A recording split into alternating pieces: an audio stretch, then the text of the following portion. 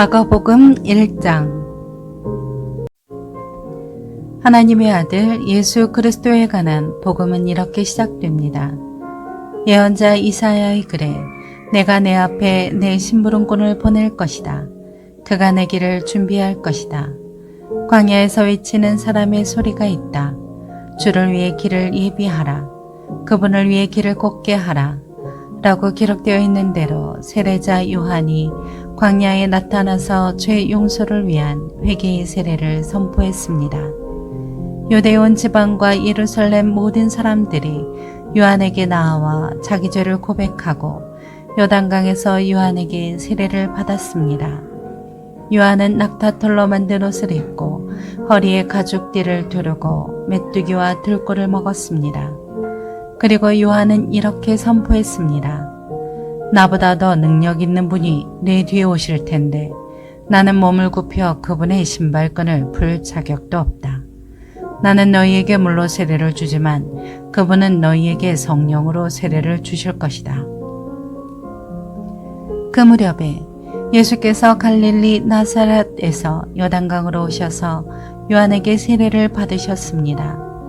예수께서 물에서 막 나오실 때 하늘이 열리고 성령이 비둘기처럼 자기에게 내려오는 것을 보셨습니다. 그리고 하늘에서 소리가 들려왔습니다. 너는 내가 사랑하는 아들이다. 내가 너를 무척 기뻐한다. 그러고 나서 곧 성령이 예수를 광야로 내보내셨습니다. 예수께서 40일 동안 광야에 계시면서 사탄에게 시험을 받으셨습니다.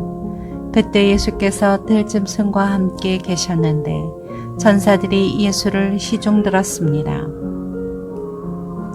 요한이 감옥에 갇힌 뒤 예수께서는 갈릴리로 가셔서 하나님의 복음을 선포하셨습니다. 때가 찼고 하나님 나라가 가까이 왔으니 회개하고 복음을 믿으라. 그리고 예수께서 갈릴리 호숫가를 거닐다가 시몬과 그 동생 안드레가 호수에 그물을 던지는 것을 보셨는데 그들은 어부였습니다. 예수께서 말씀하셨습니다. 나를 따라라. 내가 너희를 사람 낚는 어부가 되게 하겠다. 시몬과 안드레는 곧 그물을 버려두고 예수를 따랐습니다. 예수께서 조금 더 가시다가 세베대의 아들 야고보와 그 동생 요한이 배에서 그물을 깁고 있는 것을 보시고 곧 그들을 부르셨습니다. 그러자 그들도 아버지 세베대와 일꾼들을 배에 남겨두고 곧바로 예수를 따랐습니다. 그들은 가버나움으로 갔습니다. 곧 안식일이 돼 예수께서 회당에 들어가셔서 말씀을 가르치시기 시작하셨습니다. 그러자 사람들은 예수의 가르침에 놀랐습니다. 율법학자들과 달리 예수께서는 권위 있는 분처럼 가르치셨기 때문입니다. 바로 그때 회당 안에 더러운 귀신 들린 사람 한 명이 울부짖었습니다. 나사렛 예수여, 우리가 당신과 무슨 상관이 있습니까? 우리를 망하게 하려고 오셨습니까? 나는 당신이 누구신 줄 압니다. 하나님께서 보내신 거룩한 분이십니다. 예수께서 귀신을 꾸짖으시며 말씀하셨습니다. 조용히 하여라. 그리고 그 사람에게서 나와라. 그러자 더러운 귀신은 그 사람에게 활짝을 일으키더니 비명을 지르며 떠나갔습니다. 사람들은 모두 너무나 놀란 나머지 서로 수군거렸습니다. 이게 무슨 일이지? 권위 있는 새로운 가르침이로군. 저가 더러운 귀신에게 명령까지 하고 귀신도 그에게 복종하니 말이야. 그래서 예수에 대한 소문이 갈릴리 온 지역으로 삽시간에 퍼졌습니다.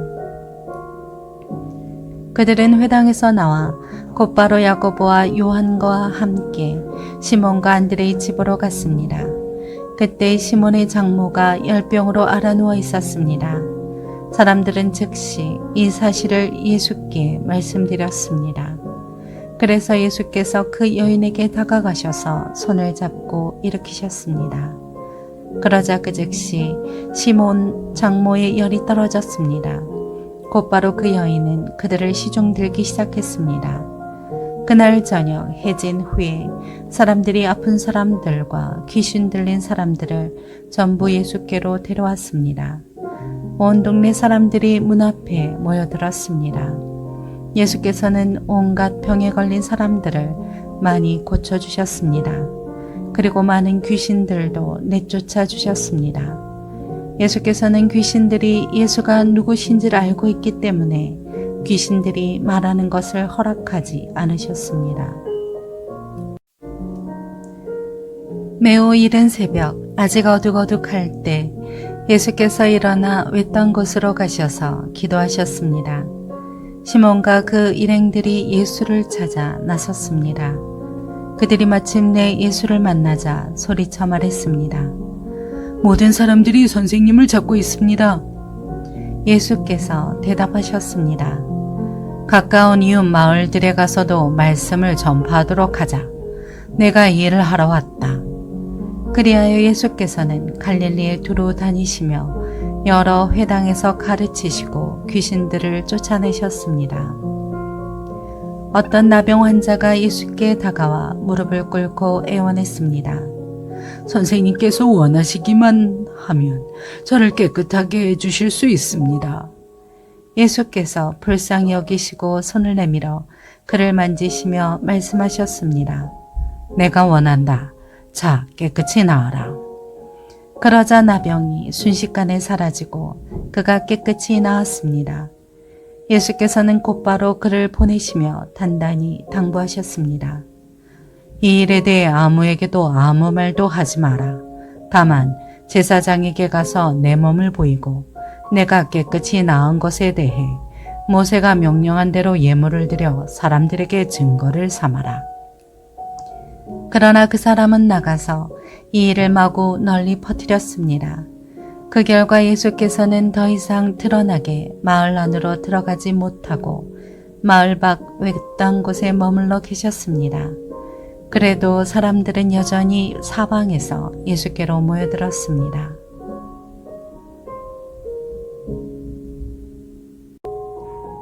마가복음 2장. 며칠 후 예수께서 가버나움으로 다시 들어가시자 예수께서 집에 계신다는 소문이 퍼졌습니다. 그러자 얼마나 많은 사람들이 모여들었던지 집안은 물론 문 밖까지도 발 디딜 틈이 없었습니다. 예수께서는 그들에게 말씀을 전하셨습니다. 그때 네 사람이 한 중풍 환자를 예수께 데리고 왔습니다. 그러나 사람들이 너무 많아 예수께 가까이 갈 수가 없었습니다. 그래서 그들은 예수께서 계신 곳 바로 위에 지붕을 뚫어 구멍을 내고 중풍 환자를 자리에 눕힌 채 달아내렸습니다. 예수께서는 그들의 믿음을 보시고 중풍 환자에게 말씀하셨습니다. 얘야, 내 죄가 용서받았다. 거기 앉아있던 율법학자들은 속으로 생각했습니다. 저 사람이 어떻게 저런 말을 할 수 있단 말인가? 하나님을 모독하고 있구나. 하나님 한 분 말고 누가 죄를 용서할 수 있단 말인가? 예수께서는 이들이 속으로 이렇게 생각하는 것을 마음으로 곧 알아채시고 율법학자들에게 말씀하셨습니다. 왜 그런 생각을 하느냐?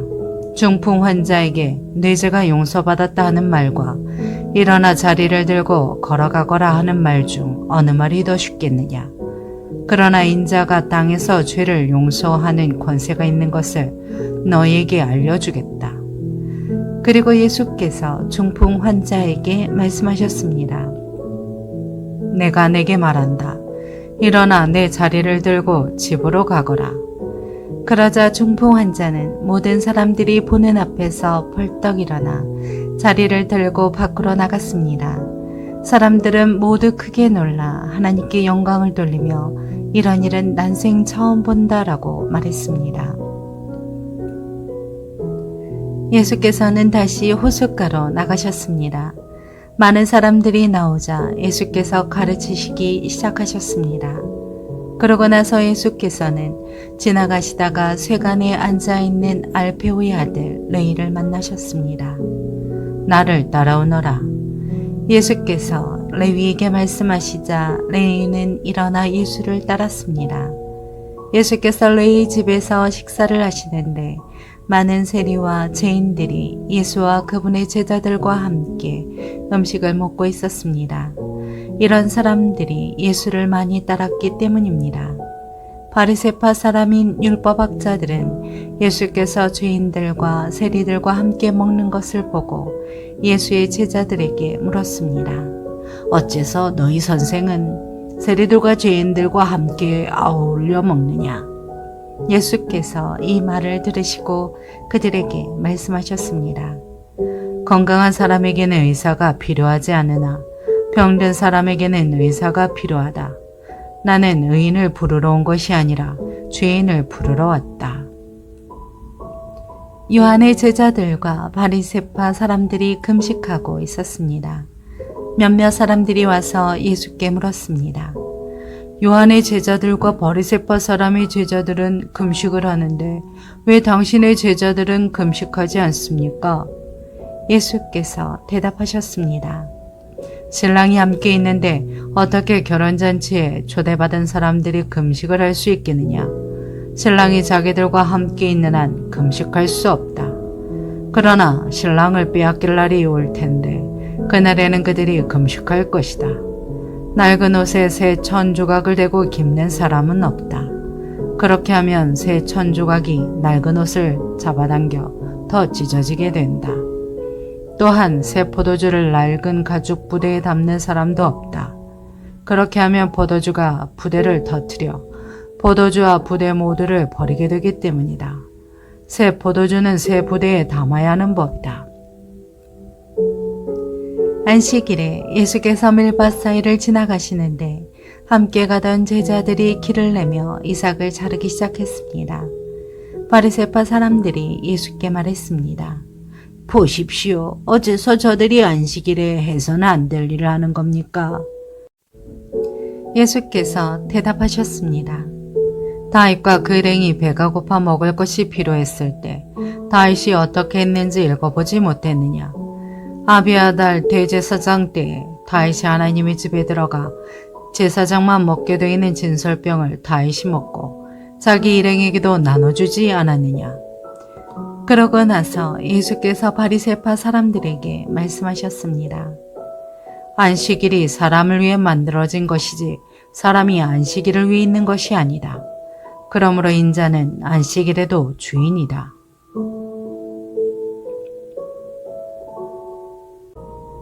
마가복음 3장.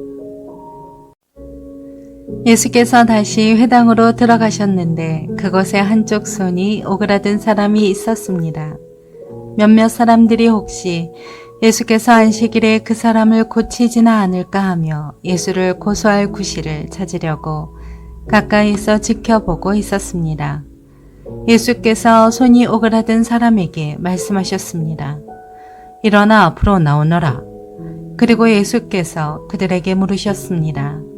안식일에 무슨 일을 하는 것이 옳겠느냐? 선한 일이냐 악한 일이냐? 생명을 구하는 것이냐 죽이는 것이냐? 그러자 그들은 말없이 잠자코 있었습니다.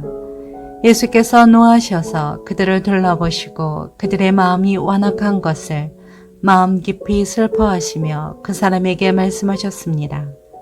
손을 펴보아라. 그가 손을 쭉 내밀자 그 손이 완전하게 회복됐습니다. 그러자 바리새파 사람들은 그 길로 나가 헤롯 당원들과 함께 어떻게 하면 예수를 죽일까 음모를 꾸미기 시작했습니다. 예수께서 제자들을 데리고 호숫가로 물러가시자 갈릴리에서 많은 사람들이 예수를 따라왔습니다. 예수께서 행하신 일을 다 듣고 유대, 예루살렘, 이두메, 요단강 건너편, 두로와 시돈 지방에서 많은 사람들이 몰려왔습니다. 사람들이 너무 많아서 예수께서는 제자들에게 작은 배 하나를 마련하라고 말씀하셨습니다. 무리가 자기에게 몰려드는 것을 막으려는 것이었습니다. 예수께서 전에 많은 사람들을 고쳐주셨기 때문에 온갖 병에 걸린 사람들이 예수를 만지려고 밀려들었던 것입니다. 더러운 귀신들은 예수를 보기만 하면 그 앞에 엎드러져 당신은 하나님의 아들이십니다 라고 소리쳤습니다. 그러나 예수께서는 자기가 누구인지 말하지 말라고 엄하게 꾸짖으셨습니다. 예수께서 산으로 올라가셔서 원하는 사람들을 불러 모으셨습니다. 그러자 그들이 예수께로 나왔습니다.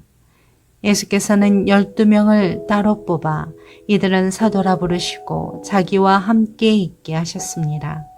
그리고 그들을 내보내셔서 전도도 하게 하시며 그들에게 귀신을 쫓는 권세도 주셨습니다.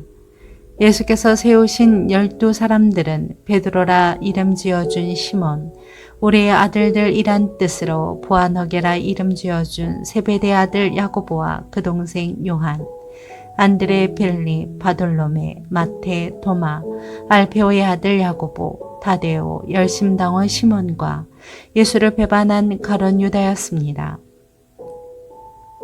예수께서 집으로 들어가시니 또다시 사람들이 몰려들어 예수와 제자들은 음식 먹을 겨를 조차 없었습니다. 예수의 가족들은 예수가 미쳤다라는 소문을 듣고서 예수를 붙잡으러 찾아다녔습니다. 그래서 예루살렘에서 내려온 율법학자들이 말했습니다. 예수가 바알세불에게 사로잡혀 있다.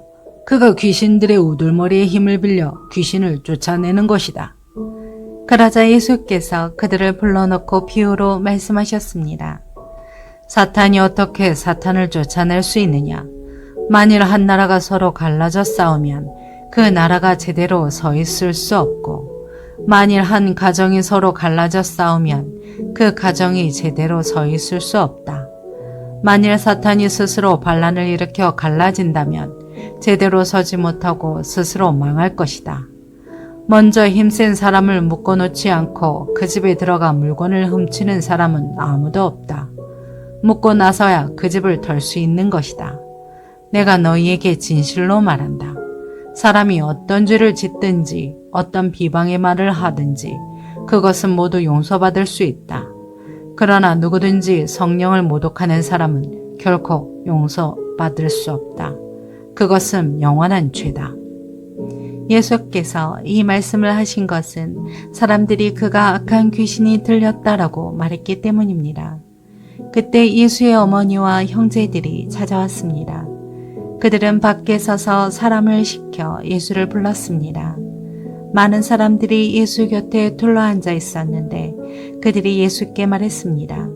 보십시오. 선생님의 어머니와 형제들이 밖에서 선생님을 찾고 계십니다. 예수께서 그들에게 물으셨습니다. 누가 내 어머니이고 내 형제들이냐? 그러고는 곁에 둘러앉은 그들을 보며 말씀하셨습니다. 보라, 내 어머니와 내 형제들이다. 누구든 하나님의 뜻을 행하는 사람이 바로 내 형제요, 자매요, 어머니다. 마가복음 4장. 예수께서 다시 호숫가에서 가르치기 시작하셨습니다.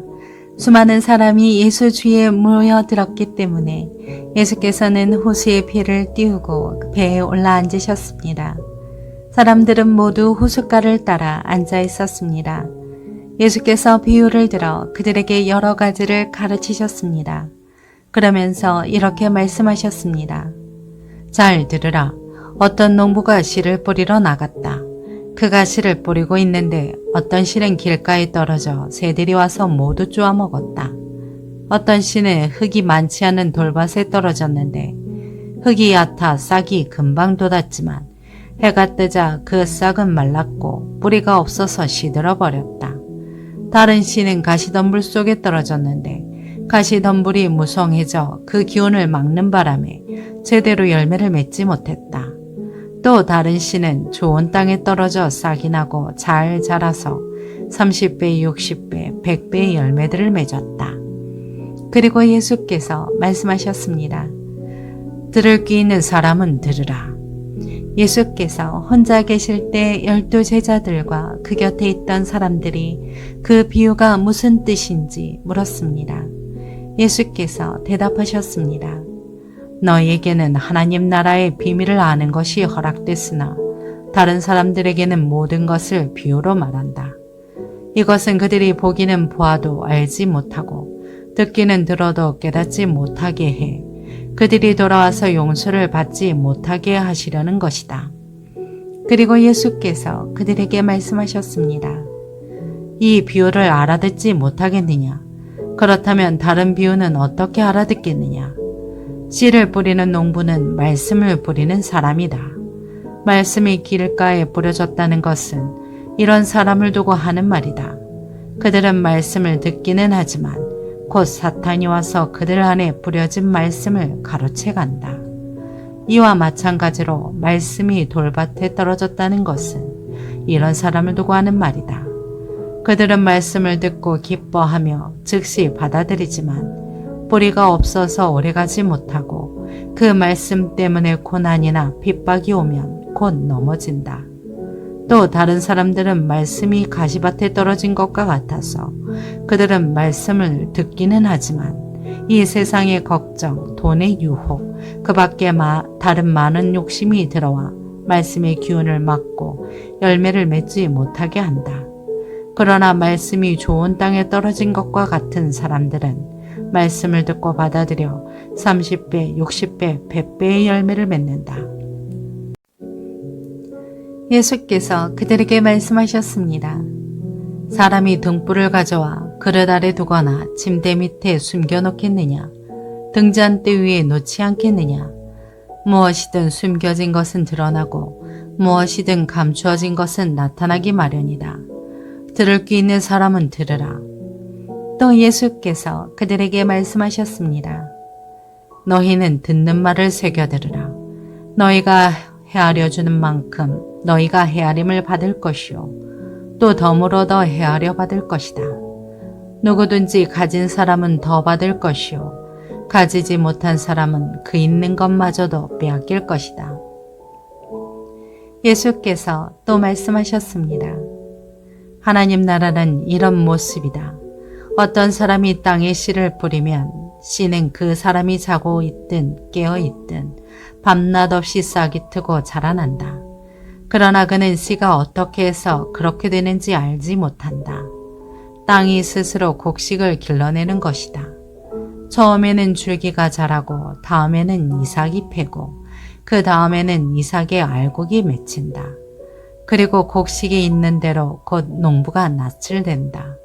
이제 추수할 때가 됐기 때문이다. 예수께서 또 말씀하셨습니다. 하나님 나라를 무엇에 비교할 수 있을까? 어떤 비유로 설명할 수 있을까? 하나님 나라는 한 알의 겨자씨와 같다. 그 씨는 땅에 심은 것 가운데 제일 작은 씨지만 일단 심어 놓으면 자라나 어떤 식물보다 더 큰 가지들을 뻗어 그 그늘에 공중의 새들이 깃들 수 있게 된다. 예수께서는 제자들과 그 곁에 있던 사람들이 잘 알아들을 수 있게 여러 가지 비유로 그들에게 말씀을 전하셨습니다. 예수께서는 비유가 아니면 말씀하지 않으셨으나 제자들에게는 따로 모든 것을 일일이 설명해 주셨습니다. 그날 저녁이 되자 예수께서는 제자들에게 말씀하셨습니다. 호수 저편으로 건너가자. 제자들은 사람들을 뒤로하고 예수를 배 안에 계신 그대로 모시고 갔습니다. 그러자 다른 배들도 함께 따라갔습니다. 그때 매우 강한 바람이 불어와 파도가 배 안으로 들이쳐 배가 물에 잠기기 직전이었습니다.